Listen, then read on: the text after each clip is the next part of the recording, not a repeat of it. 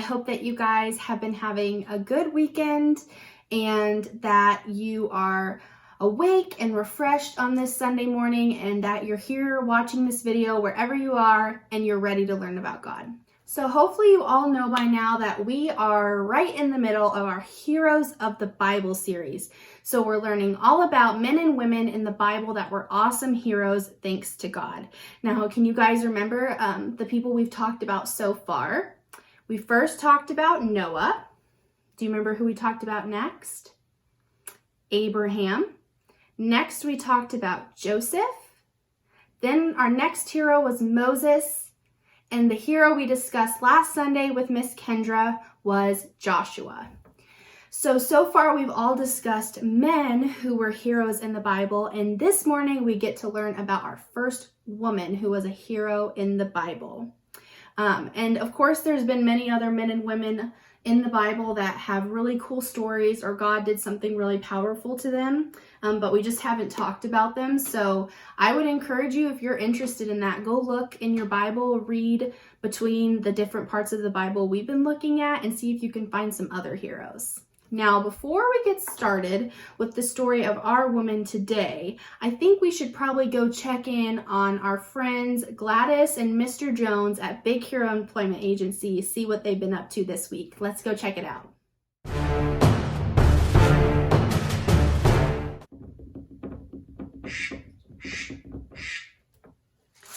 Big Hero Employment Agency, please don't hang up.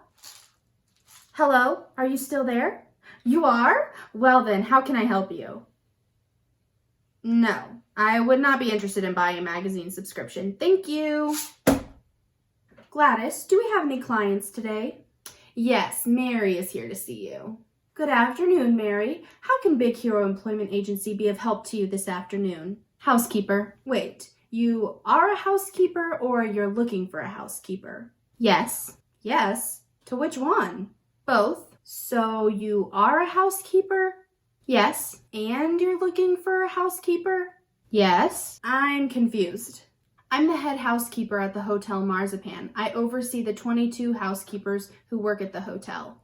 Oh, I see. So you're looking for us to help you find a new housekeeper? Exactly. Well, in that case, I know that we can help you. We have many people here that are trained in the art of cleaning. How many housekeepers are you looking for? 22. 22? Isn't that your... My entire staff? Yes, sir. It is time to replace them. I see. That is a pretty tall order and it might take some time, but let me see what I can do. I'll be right back. Wait right here. Mary, if you don't mind me asking, why are you getting rid of all your housekeepers? I can't put up with them anymore. They're all so annoying. That's a pretty harsh thing to say. I know it is, but it's true. They seriously don't know how to do anything. All day, every day, they're all coming to me with problems. Like what? Well, let's see. Tina comes to me every day asking what rooms need to be cleaned. Mark comes and asks for me to look over his work to make sure he did it right. And Beverly, she just sits around all day because she doesn't know what to do. I've had enough. I need to replace every single one of them. Well, I agree that something needs to change. But that something is you. Pardon me? Well, you don't need something. Your staff needs something. And what do they need? Leadership. Leadership? Yes, you're their boss, but they need more than a boss. They need someone to be their leader. Someone to care about what they do, to guide and encourage them through what they do, and to help them when they have a problem, and to tell them when they did a good job. Do you think I have what it takes to be a leader? I bet you do. A good leader needs to lead with strength and compassion, and I'm sure you have both of those qualities. And it's always a good idea to ask God to help you to be a good leader too. Thanks. I'll give that a try. Good news, Mary. I think we can fulfill...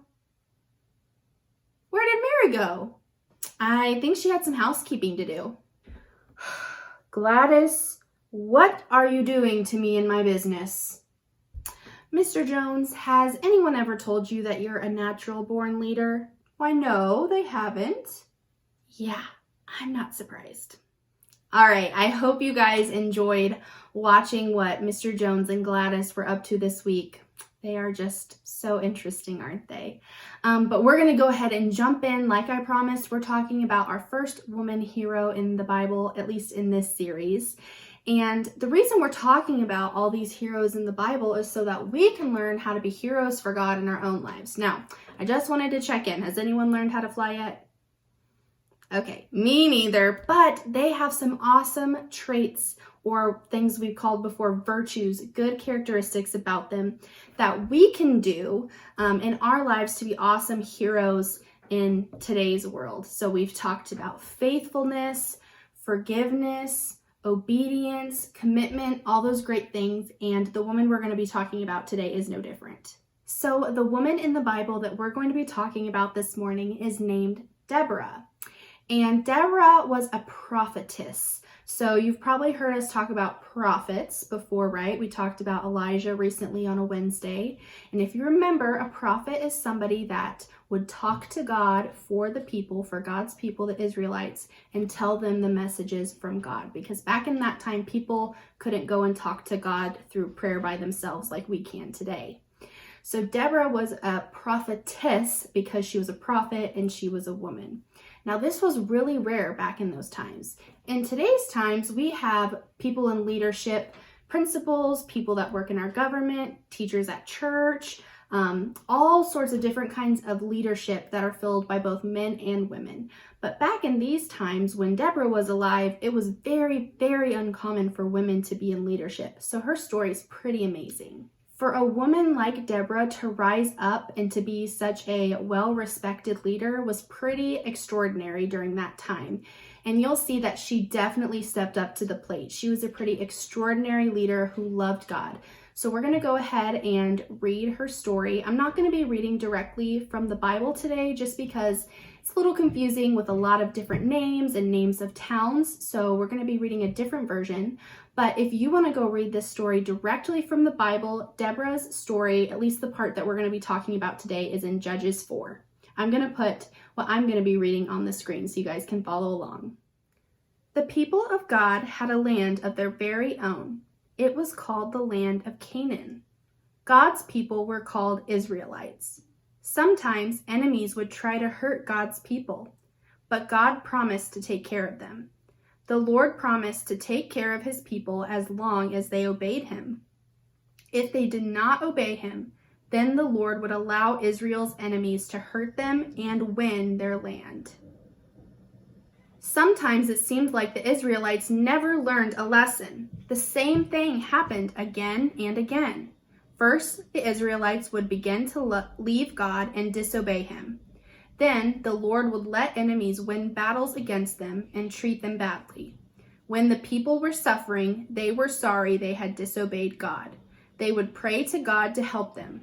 Finally, the Lord would send someone to help the people and save them from their enemies. This person was called a judge.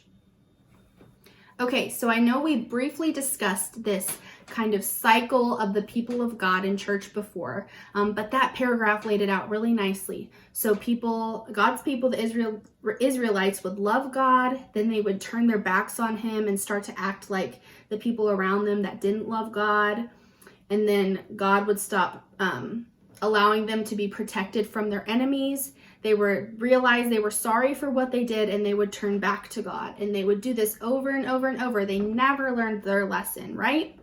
So when times got tough and they were ready to turn back to God, God would send them a person, a judge. And that's exactly what Deborah was. So let's go ahead and keep reading. One famous judge was a woman. Her name was Deborah. Deborah was so wise that everyone wanted to listen to what she said. She used to sit under a palm tree and let people come and ask her advice. The Lord knew that Deborah was a good woman. Deborah spoke the words that the Lord wanted her to. Sometimes she would help people by telling them what the Lord wanted them to do. It was good that Deborah talked to the people because they were very unhappy. Many people had stopped following God. Israel's enemies were very mean. One enemy, Jabin, had a big army that used to hurt the Israelites. The people were sorry that they were not obeying the Lord. They wanted him to help them. Deborah asked the leader of Israel's army to come to her. His name was Barak. She told him that the Lord wanted him to go into battle and fight Jabin's army. Deborah told Barak that the Lord would help him and that he would win the battle. Barak did not want to go alone. He knew that the enemy had a very strong general in charge of their army. The general's name was Sisera. Barak told Deborah that he would not go to battle unless she went with him.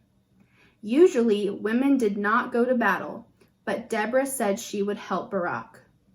Deborah told Barak that because he needed a woman to help him, then a woman would defeat Sisera.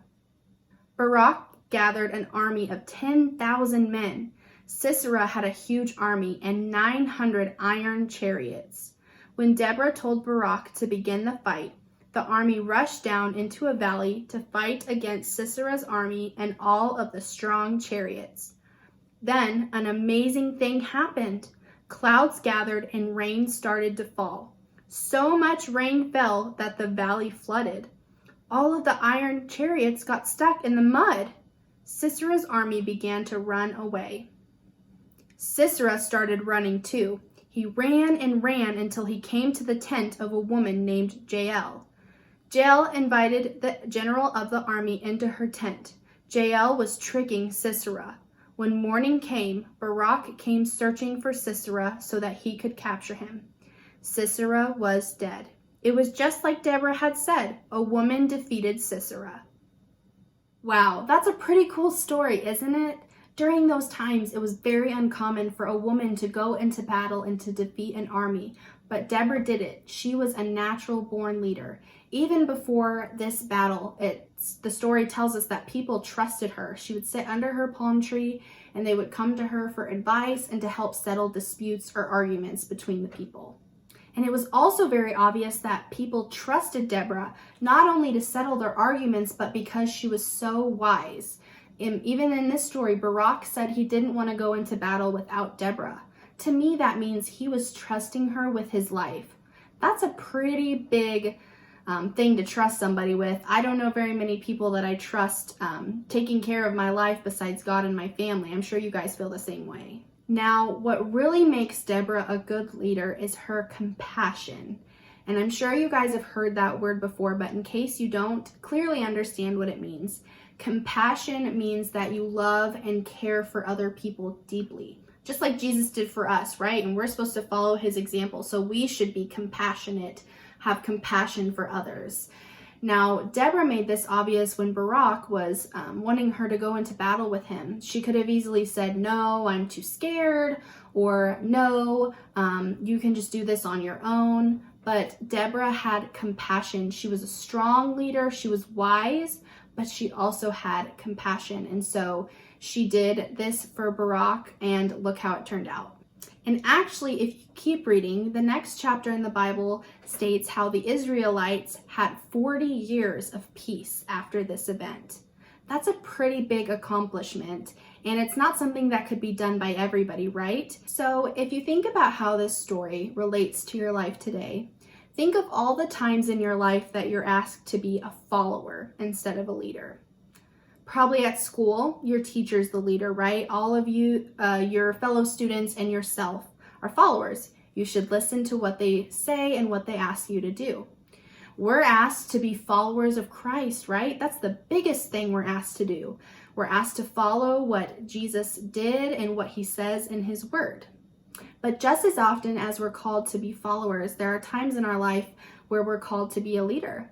Again, maybe it's at school, other classmates really look up to you or follow what you do, whether that's a good thing, like being respectful to your teacher, being a good student, being kind to your classmates, or maybe you have a time that you're not so proud of where you've done the wrong thing and people have followed what you've done. I know we've all made mistakes like that.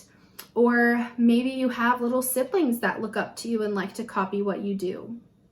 There are lots of ways in which you guys have opportunities to be leaders. Now, it might sound a little weird to you for me to be saying that as a kid, you can be a leader, because a lot of the times when you're a follower at your age, you're probably following adults, and that's what you're told, to follow and listen to what adults tell you. And just like that, during Deborah's time, I bet there were a lot of people who were thinking, she's a woman. How can she be a leader? So maybe sometimes you feel like, hey, I'm a kid. How can I be a leader? But God has big, important plans for you guys, no matter how young you are. And if you love him and you're willing to be obedient to him, he's going to give you opportunities to be a leader and to shine a light and show others what it looks like to live a life for Christ. And maybe that sounds a little scary to you, because like I was talking about earlier, when you're a leader and people are following what you do, they're going to follow what you do, even if it's a bad thing sometimes. So that's a lot of pressure if people are following you to feel like you always need to do the right thing. But the good thing is just like Deborah, we can rely on God to be the source to help us make the right decisions and to be a strong and compassionate leader. So let's take this time now to pray, to thank God that he has a plan for each one of us to be leaders and to show others the truth of who he is and what he's done in our own lives, no matter if that's on a small scale or a really big scale, and just ask him to help each one of us to be strong and compassionate leaders when the time comes. Dear Lord, thank you so much for the opportunity to be on camera, to do this lesson for these children, God. I just pray that you would bless them, that you would be with each one of them, no matter how young or old they are, that their ears and their hearts would be open to what you're showing us through the story of Deborah. And I just pray that each one of them would be thinking about this story and thinking about being a strong and compassionate leader and what that looks like in their life, God. I just pray that they would know, if they don't already, that you love them and that you have a plan for their life and that you're going to give them opportunities to be obedient and to show what it looks like to live a life where you love and follow Jesus. And I just pray during those times that they would call out to you and rely on you to be their strength and to be their source of compassion for everyone around them.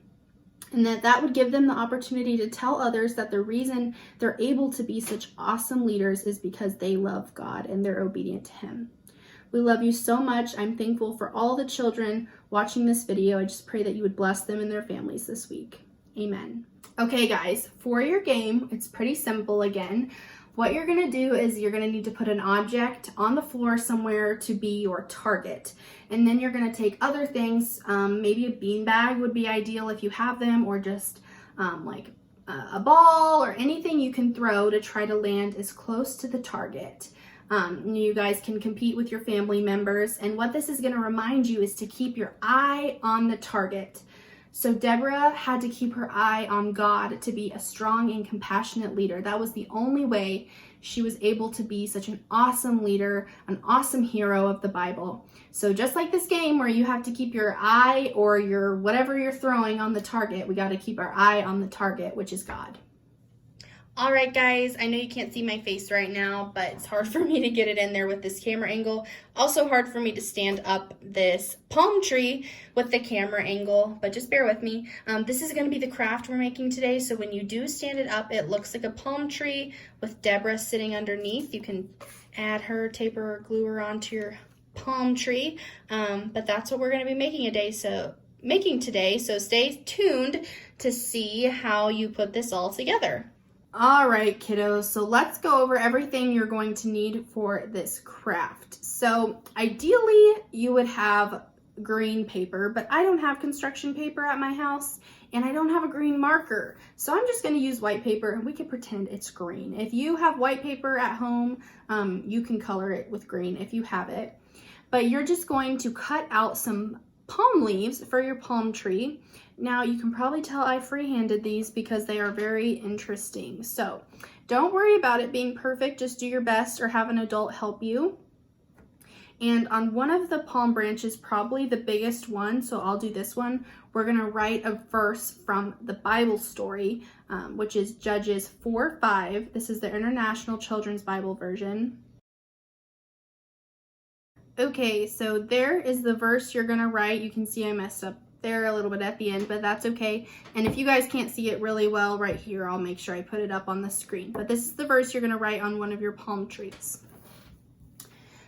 So then next, you're going to need a paper towel or a toilet paper roll. Now I know paper towels and toilet paper are kind of a hot commodity right now, so your parents might have a hard time getting them. So if for some reason you do not have an extra paper towel roll or toilet paper roll that you can use, I think it would work just as well to take a piece of paper, roll it, and you can tape it and use that.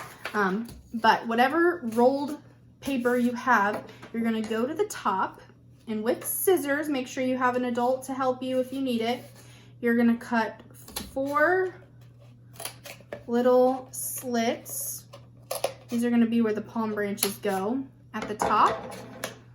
And you kind of want to do them across from each other, like each of the pairs, okay? And then next, I'm going to go ahead and cut out my palm branches.